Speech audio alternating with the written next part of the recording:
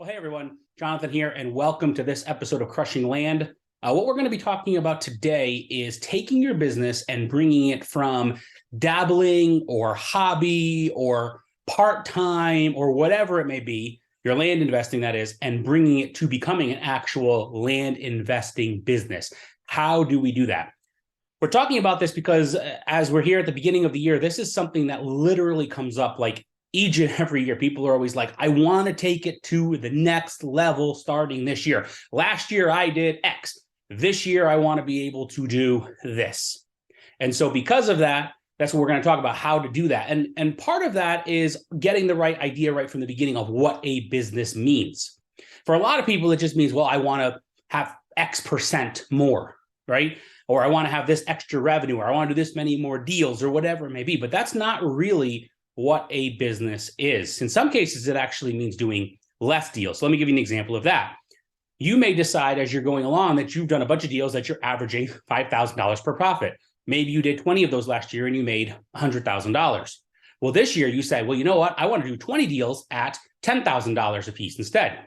So now instead of doing, you're doing the same amount of deals, but you're doubling your revenue from that. So you're actually not doing any more deals. You're just doing larger volume deals. Or you may sit there and you may say, you know what? I would rather do larger things where I buy properties and break them up or get entitlements or whatever it may be. I've liked doing some of that stuff where all of a sudden you're dealing with buying like a single property and breaking it up into a bunch more and selling those ones off instead and making a lot of money that way. So that is part of determining where you're going next with your business. That's, do you want to keep going with what you're doing and scale that? Do you say, you know what, I love doing these $5,000 deals, but I want to do a bunch more of them. Okay, that's fine.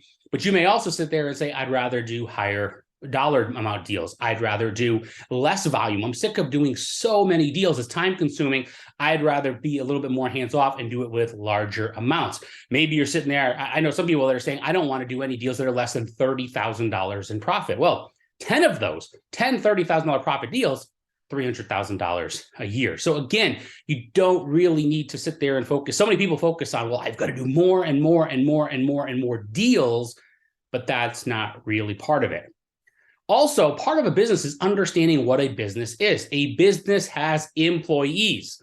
So if you're really looking to grow your business, you're going to want to have people working for you. What does that mean? It means that you're going to have money going out.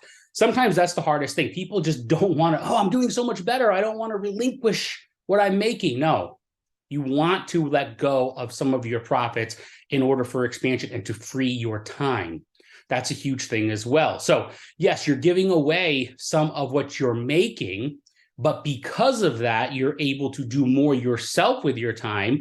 Others are handling things for you. Because you have them doing that, that means you can do more deals or more volume or more dollar amount or whatever it may be that we already spoke about. And thus, because of that, you're able to actually have a business where you, as the investor and as the business owner, are making more. You also have less time involved. The second thing, for yourself handling those things, or your time, at least if you're not having less time involved, it's spent in a different way because now you're overseeing and you're managing people and things like that. And three, you obviously are outsourcing mundane things and things like that and able to let people handle those for you.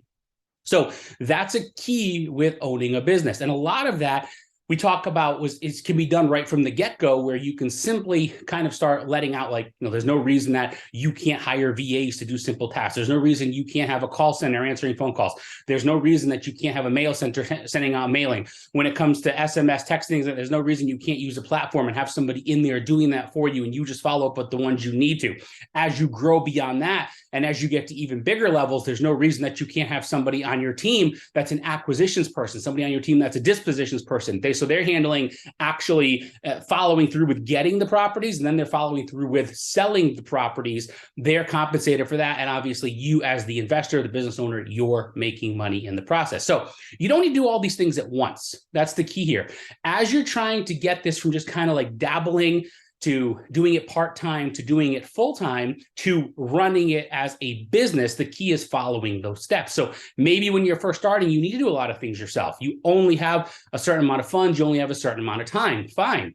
You grow from that. You take those resources, you take the money that's coming in, you take your knowledge, and you bring it to the next level. And eventually you get to the point where you are doing it full time. You don't need to go to work for somebody else. This is your source of income.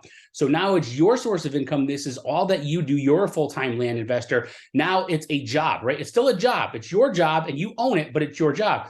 Now what you want to do is you want to be scaling back to getting it to the point of business, running a business. So now you're overseeing different people. And again, some of the easiest things you can do is just outsource certain tasks right from the beginning, like letters, like certain VA tasks, like phone call answering, things like that. So now you're only dealing with maybe like searching, looking up where you're going to market to. You're only going to look up property values. You're only going to look up what you're offering. You're only going to look up, you're only going to handle the actual sales and dealing with buyers. So you're only handling certain aspects of your business when you do those things. And then from there, you can get to the point of still having further growth if you so desire. You can have further growth with team members involved that are handling those things for you. And a lot of it when it comes to business is what kind of business do you want? Maybe you only want to do a handful of deals a year. You don't want to oversee something like that. So you're only going to outsource a little bit and you say, you know what, I'll work 5-10 hours a week doing these things for myself and I'll keep it small. Or maybe you're saying, you know what, I want to have different investments going. I want to have a land aspect. I want to get into other things. I want to start subdividing properties. I want to start doing entitlements.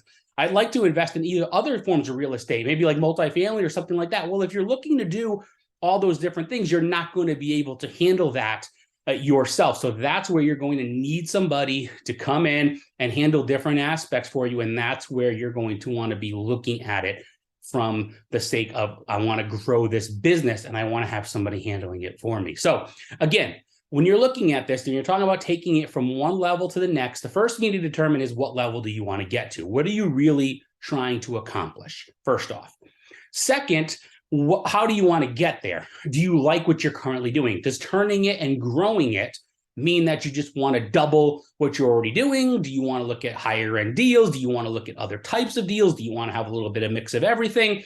Where do you want to go? So you figure that out. And then from there, you put into place the different pieces that you need in order to accomplish that, which may be just outsourcing some things. It may be outsourcing some things and then having VAs handling other stuff. It may be outsourcing certain things, having VAs handle things, and having team members like in-house or nearby and things like that that handle even more for you so that you're really hands off. So again, it's a personal decision. It's really, the sky's the limit with how far you can go with it. But the key is looking for growth. Even if you're not looking to blow it up substantially, look for growth and look for ways for expansion and outsourcing, because at minimum, what you would like to do, even if you're not shooting to make a ton more money, right? Even if that's not your goal, even if you're not looking to have a big business, what you'd like to at least at minimum do, which running a business and having certain people in the right place allows, is to free up time. So if you get these things in place, if you grow it to a certain level and you have these other people in place handling things, you can free up your time. You now have time to do things that you want to do, maybe not even work related, just things that you want to do in your life, and still not have to worry about, well, what happens when I get back from vacation, or what happens when this happens? Or no, the business is still running because those pieces are in place. And when you come back, they're there, they're running for you, you haven't missed a beat, and you continue going with it. So again, look for it regardless of what level you're at. But again, each person's in a different position. Figure out where that is for you. Look for ways to grow and continue just to grow your business at whatever level it is, and see the success, see what it can lead to you in your life, what things you're able to accomplish. So again, thanks for joining us. We'll catch you next time on Crushing Land.